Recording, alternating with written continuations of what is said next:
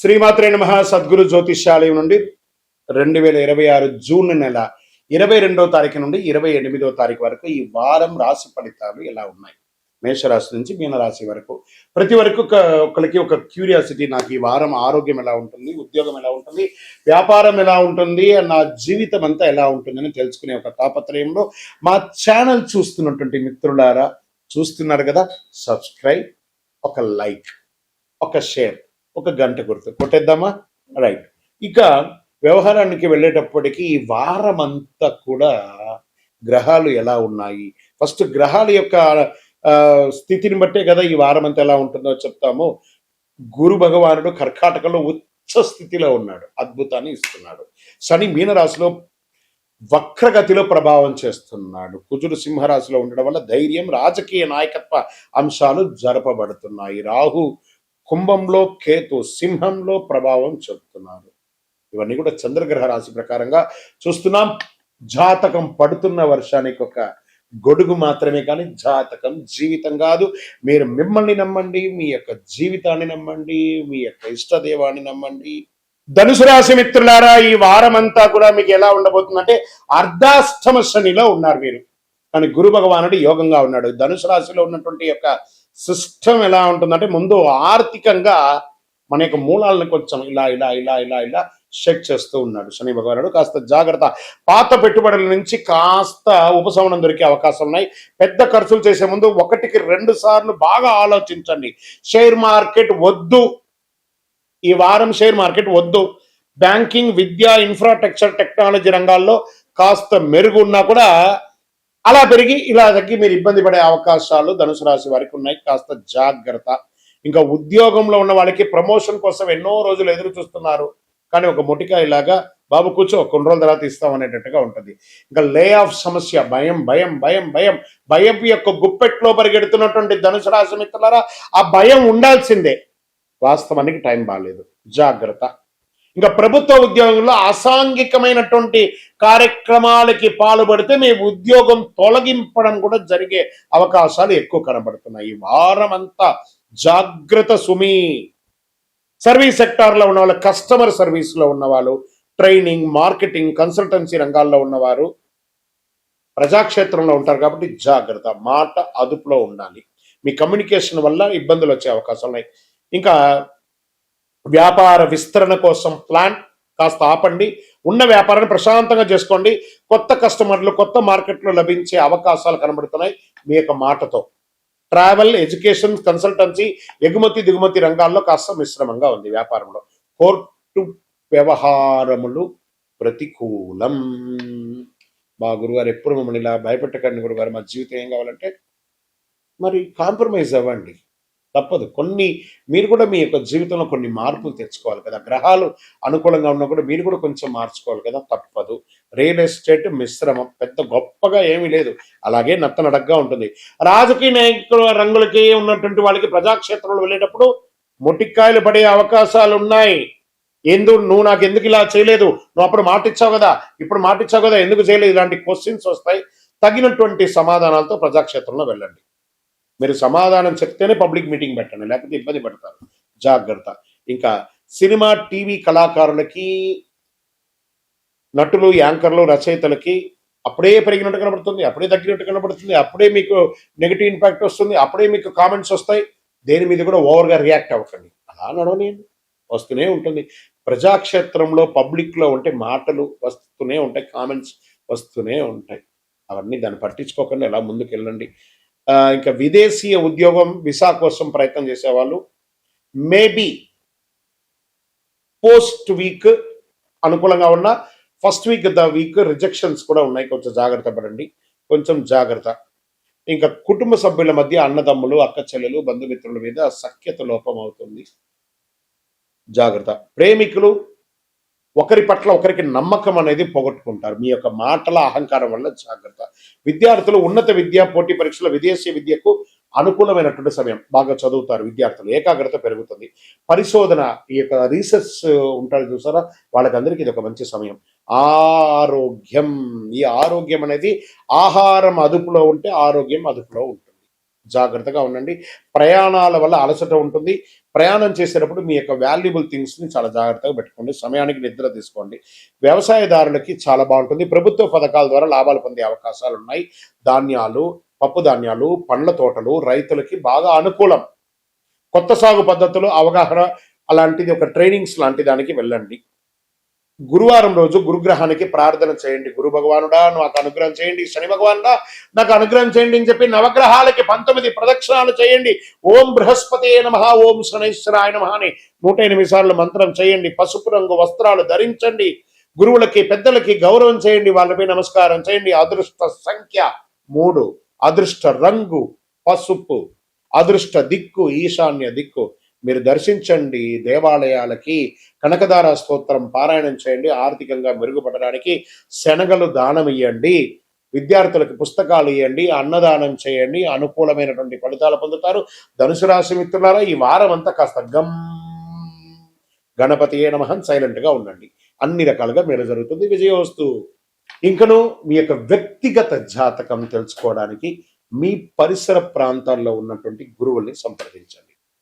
లేదు గురుగారు, మేము మీ దగ్గరనే తెలుసుకోవాలని అనుకుంటున్నాము. అయితే ఏం చేస్తారంటే డిస్ప్లేలో కనబడుతున్నటువంటి నెంబర్కి మీ పేరు, మీ డేట్ ఆఫ్ బర్త్, మీ ప్లేస్ ఆఫ్ బర్త్, మీ టైమ్ ఆఫ్ బర్త్ కంపల్సరీ పెట్టండి. వాట్సాప్ చేయండి. తప్పకుండా మా అడ్మిన్స్ మీకు రిప్లై ఇస్తారు. ఇంకా ఈ జాతకం కాకుండా మాకేమైనా ఇంకా అదృష్టకరమైనటువంటి వస్తువులు ఏమైనా ఇస్తారంటే అతి శక్తివంతమైనటువంటి 48 రోజులు పూజ చేసినటువంటి కరుంగాళి మాల కూడా మన యొక్క ఆర్గనైజేషన్ నుంచి వస్తుంది. మన దేవాలయంలోనే పూజ చేసి అందిస్తున్నాము. కావలసిన వారు సంప్రదించారు. దేవుడు మనకు జీవితంలో పరీక్షలు ఎందుకు పెడుతున్నారని ఒక ప్రశ్న అడుగుతున్నారు. దేవుడు మనకు పరీక్షలు పెట్టడం మనకు ఆయనకేం పని లేదండి. మిమ్మల్ని ఎంచుకొని మీకు పరీక్షలు పెట్టడం అనేది కాదు. మనం ఎంచుకున్నటువంటి దారి, ఆ దారిలో మనం పుట్టినప్పటి నుంచి మరణించేంత వరకు నీ యొక్క రాత ఇది అని చెప్పి రాసి పంపించేస్తాడు. అర్థమైందా? ప్రతి ఒక్కరికి కూడాను ఈ యొక్క తల్లిదండ్రులకి పిల్లవాడు గాను, ఒక భార్యకు ఒక భర్తకు భర్త భార్య గాను, భార్యకు భర్త గాను, పిల్లలు గాను, అత్తమామలు గాను, ఫ్రెండ్స్ గాను, ఉద్యోగం గాను, వృత్తి గాను నిర్ణయించబడింది మరణం వరకు. మరి ఇందులో వచ్చే పరీక్షలు అంటారు చూసారా, భగవంతుడు దీన్ని కొంచెం ఫర్నిష్ గా చెప్పుకుంటే చెరిష్ ద గిఫ్టర్, అబ్యూస్ ద గిఫ్టర్ అని అంటారు అనమాట. భగవంతుడు మనకు ఒక అద్భుతమైనటువంటి గిఫ్ట్, ఈ శరీరాన్ని ఇచ్చాడు. దేహో దేవాలయ భక్తి అని చెప్పేసి ఒక జీవితాన్ని, మానవ జన్మనిచ్చాడు. ఇందులో మనం చక్కగా పరోపకారార్థి ఇదం శరీరం అనుకుంటూ మనం చేయాల్సిన కార్యక్రమాలు చేసుకుంటూ ఇతరులను చేసుకుంటూ పోతే అన్ని రకాలుగా ఉంటుంది. ఎప్పుడైతే మనలో స్వార్థం అది వస్తుందో, ఆశ అవన్నీ పెరుగుతుందో, అప్పుడు దారి తప్పుతూ ఉంటాం. ఆ దారి తప్పినప్పుడు అవసరాలు పెరుగుతాయి. ఆ అవసరాలు తగ్గట్టుగా అవకాశాలు ఉండదు. దానికి అప్పులు చేయడము, లేకపోతే ఇతరులను ఏమార్చడము, సమాజంలో ఇబ్బంది పెట్టడము. దాన్ని మనం ఏం చేస్తాం? భగవంతుడు నాకే ఇన్ని కష్టాలు ఇస్తావా అని భగవంతుడిని బ్లేమ్ చేయడం. ఆయనకి ఏమైనా పన? మీరు పుట్టినప్పటి నుంచి మీరు మరణించేంత వరకు ఒక్క క్షణం కూడా ఆగకుండా గుండె కొట్టుకుంటూ ఉంటుంది. అప్పుడు మీకు పరీక్ష పెడుతున్నాడా భగవంతుడు? అనుగ్రహం ఇస్తున్నాడా? మనమైనా ఒక్కొక్కసారి శ్రద్ధగా ఉండం. అలా పడుకుంటా, ఇలా లేస్తాం. మీరు పడుకున్నా, లేసినా, తిన్నా, ఏమేమి వేషాలు వేసినా వాటన్నిటినీ సగిస్తూ భావిస్తూ మీ హృదయంలో lub dub lub dub lub dub lub డబ్ను కొట్టుకుంటూ ఆ ప్రాణవాయుని ఇచ్చే భగవంతుడికి కృతజ్ఞత చెప్పండి. కానీ భగవంతుడు ఇబ్బంది పెట్టాడు, భగవంతుడు అనుగ్రహప్రదాయుడు. మీ ఆశలు, మీ అలవాట్లను అదుపులో పెట్టుకుంటే జీవితం అంతా సుఖ సంతోషాలతో ఉంటారు. విజయోస్తు. గురుగారు, ఒక ప్రశ్న ఉందండి. నిజమైనటువంటి భక్తి అంటే ఆలయానికి వెళ్ళడమేనా? ఆలయానికి వెళ్ళే పూజలు, పురస్కారాలు, హోమాదులు చేస్తేనే భక్తియా, లేకపోతే ఏ రకంగా ఉండొచ్చు అని అంటే, ఇప్పుడు మాధ్యమాల ద్వారా చూస్తున్నారు చూసారా, యూట్యూబ్ ద్వారాను, టీవీ ద్వారాను చూస్తున్నారు కదా. ఎలా మీకు నేను కనెక్ట్ అయ్యాను?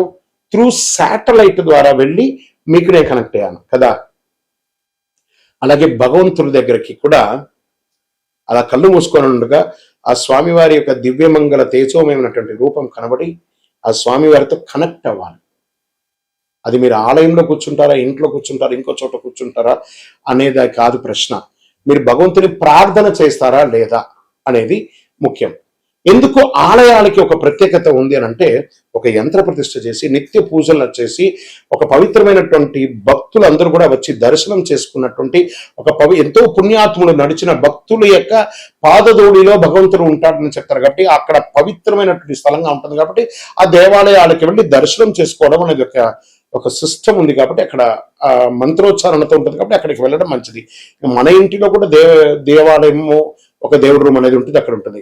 కానీ 24 గంటల సేపు మనలో ఆత్మ అనే ఒక దేవుడు మనల్ని పరీక్షిస్తూ చూస్తున్నాడు. తత్వమసి, దట్ ఈస్ కాల్ తత్ త్వం అసి. నువ్వు దేన్నైతే చూడడానికి, దేన్నైతే పొందడానికి ప్రపంచంలో తిరుగుతున్నావు అది నీలోనే ఉంది, చూసుకో. అహం బ్రహ్మాస్మి అని చెప్పాడు భగవంతుడు, నీలోనే ఉన్నాడు. శివం శివం శివం. ఈ శివం లేకపోతే దాన్ని శవం శవం శవం అంటారు. కాబట్టి దేవాలయానికి పూజ చేయాలా, నీలో పూజ చేయాలా అనేది కాదు. పూజ చెయ్యి, కనెక్ట్ అయ్యి భగవంతుని. నువ్వు పూజించకపోతే కొట్టడు భగవంతుడు, కానీ పూజిస్తే నువ్వు ఇంకా బాగుంటావు. బాగా గుర్తుపెట్టుకోండి. ఆర్గ్యూ చేయడం వల్ల మనం బాగుంటామా నెగిటివ్ అవుతామా అని అంటే, ఆర్గ్యూ చేయడం వల్ల నెగిటివ్స్ వస్తుంది. కానీ నువ్వు ఆర్గ్యూ చేయకుండా సైలెంట్ గా ఉంటే బాగా అయిపోతామంటే బాగా అయిపోమట, కానీ నెగిటివ్ అనేది తగ్గిపోతుంది. చాలదా? అదే భగవంతుడు. దేవాలయానికి వెళ్ళడం, మనం చేయడం అనేది కర్మ ఫలితం తప్పకుండా మనల్ని చేరుతుంది. అంటే కర్మ రిటర్న్స్ అంటారు చూసారా? అవును. ఎదుటి వాళ్ళకి ద్రోహం చేయాలి అని అనుకుంటే ఇక్కడ చూడండి, చెయ్యి నేను ఇలా పెట్టాను, నేను నిన్ను ఇలా ఇబ్బంది పెడుతున్నాను అని ఒకటి చెయ్యి అక్కడ చూపిస్తుంది. ఇక్కడ 1, 2, 3 వేళ్ళు నిన్ను చూపిస్తుంది. పైన భగవంతుడు చూస్తున్నాడు. 3 వేలు సమాజం నిన్ను చూస్తుంది, భగవంతుడు పైన చూస్తున్నాడు. కానీ నువ్వు చూపే వేలు ఒకటే అనమాట. అఫ్ కోర్స్ నువ్వు ఎవరికైనా చెడు చేస్తే 4 రకాలైనటువంటి చెడు నీకు రిటర్న్ ఖచ్చితంగా వస్తుంది. నువ్వు మంచి చెయ్యకపోయినా పర్లేదు, కానీ చెడు చేయకుండా ఉండు. అదే ఇతరులకు చేసే సమాజంలో ఒక మంచి విశేషం. అందుకే కర్మ రిటర్న్స్, విజయవస్తు. కృష్ణుడు మహాభారతంలో యుద్ధాన్ని ఎందుకు ఆపలేదు? ఇక్కడ మీకు మంచి ప్రశ్న. ఆయన కూడా, కృష్ణుడు కూడా యుద్ధం చేయమని చెప్పలేదు. మీరు బాగా గుర్తుపెట్టుకోవాలి. రథసారథిగా అర్జునుడికి పార్థసారథిగా కూర్చున్నాడు ఆయన. ఈయన పోయి యుద్ధం చేయడం కర్మణ్యేవా నివాసస్తే మాపడే సుఖదాసన. ఈయన ఏం చెప్పాడు? మనమందరూ కూడా 732 శ్లోకాలు ఉన్నటువంటి భగవద్గీతను శ్రీకృష్ణుల వారే మనకు అందించారు. కొన్ని అధ్యాయాల వరకు ఆ అర్జునుడు ఆయన ఒక రైడర్ లాగా చూశాడు, ఒక సారథి లాగా, ఒక డ్రైవర్ లాగా చూశాడు. అప్పటి వరకు నేను క్షత్రియుడిని, నేను ధర్మరాజు యొక్క తమ్ముడిని, పంచపాండవుల ఒకడిని అనే ఒక ప్రౌడ్తోనే ఆ అర్జునుడు ఉంటూ ఉంటాడు. ఆ యొక్క 11వ అధ్యాయాన్ని చెప్పేటప్పుడు విశ్వరూప అవతారం ఒకటి వస్తుంది. ఆ అధ్యాయంలో స్వామివారు విశ్వరూపం ధరించి అర్జునుడికి దర్శనం ఇస్తాడు. దర్శనం ఇచ్చి అప్పటి నుంచి అర్జునుడి యొక్క బాడీ లాంగ్వేజ్ మారిపోతుంది. ఎందుకంటే స్వామి ఎటు తల ఎత్తినా స్వామివారు కనబడట్లేదట. అంటే అంతటి మహానుభావుడికి యుద్ధం ఒక లెక్కన కాదు కదా. ఎంటైర్ భగవద్గీతలు ఎక్కడ కూడా యుద్ధం గురించి చెప్పలేదు. స్వామివారు చెప్పినటువంటి ఆ 700 శ్లోకాల భగవద్గీతలో కూడా యుద్ధం గురించి మాట్లాడలేదండి, జీవితం గురించే మాట్లాడారు. శ్రీకృష్ణుడు జీవితాన్ని ఉపదేశించడానికే ఉన్నాడే కానీ యుద్ధం గురించి ఉపదేశించడానికి కాదు. మనం ఆనందంగా ఉంటే శ్రీకృష్ణుడు ప్రేమగా కనబడతాడు. మనం కొంచెం మాలిన్యంగా ఉంటే అది యుద్ధ వాతావరణంగా కనపడుతుంది. మన యొక్క బుద్ధిలోని మంచి చెడు రెండు ఉంది కాబట్టి ఆ మంచి చెడుని ఎదిగి నువ్వు ముందుకు వెళ్ళు అని భగవద్గీతలో యొక్క సారాంశంగా శ్రీకృష్ణుడు చెప్పారు. కాబట్టి అందుకే శ్రీకృష్ణుడు యుద్ధం చేయమని చెప్పలేదు, అధర్మాన్ని మాత్రం జయించమన్నాడు కానీ యుద్ధం చేయమనలేదు. భయభక్తులతో ఉండాలి అన్నారు. భక్తి ఉంటే భయం ఎందుకు ఉండాలంటే భయభక్తులతో ఉండాలి. అక్కడ ఎదుటి కూర్చున్నది మనం ఒకళ్ళమే. ఈ ప్రపంచాన్ని ఏలే అఖిలాండ కోటి బ్రహ్మాండ నాయకుడు అక్కడ కూర్చున్నాడు ఎదురుగుండా. ఆయన చూసినప్పటికీ భయభక్తి ఉండాలి. దేవుని చూసినప్పుడు ఆ భయం ఉండాలి, భక్తి ఉండాలి. ఆ ఒక దేవుడు కనబడని ఒక గొప్ప శక్తిగా అక్కడ కూర్చున్నాడు. దైవం మానుష రూపేణ. అది ఎలా కనబడుతున్నాడు? తల్లిదండ్రిగా, గురువులుగా, సమాజంలో పెద్దవాళ్ళుగా, అర్చకులుగా, ఆరాధులుగా ఉన్న వాళ్ళని అందరినీ కూడా ఒక ప్రేమగా చూస్తే సాక్షాత్ భగవంతుని చూసినట్టుగా ఆ భయభక్తితో ఉండాలి అని అంటారు. ఆఖరికి మనకు విద్య నేర్పించిన టీచర్ దగ్గర కూడా భయభక్తులతో ఉండాలి. అదే దేవుడికి ఇచ్చే మన మర్యాద, విజయవస్తు. మనిషి యొక్క గొప్పతనం ధనంలో ఉంటుందా, ధర్మంలో ఉంటుందా అంటే పరోపకారార్థే ఇదం శరీరం. ఇతరులు బాగుండాలని ఎవరైతే కోరుకుంటారో వాళ్ళే దేవుళ్ళు. మంచి గుణం వాళ్ళ దగ్గరే ఉంటుంది. డబ్బులు సంపాదించాలి, డబ్బులు అవసరం ఉంది. ఆ డబ్బులు క్షేత్రస్థాయిని పెంచే విధంగా ఉండాలి కానీ క్షేత్రాన్ని నాశనం చేసే వాళ్ళ దగ్గర ఉండకూడదని చెప్తారు. కాబట్టి మంచితనంతో ఉన్న వాళ్ళు అందరూ క్షేమంగా ఉండాలి మనస్ఫూర్తిగా కోరుకుంటారు. విజయవస్తు.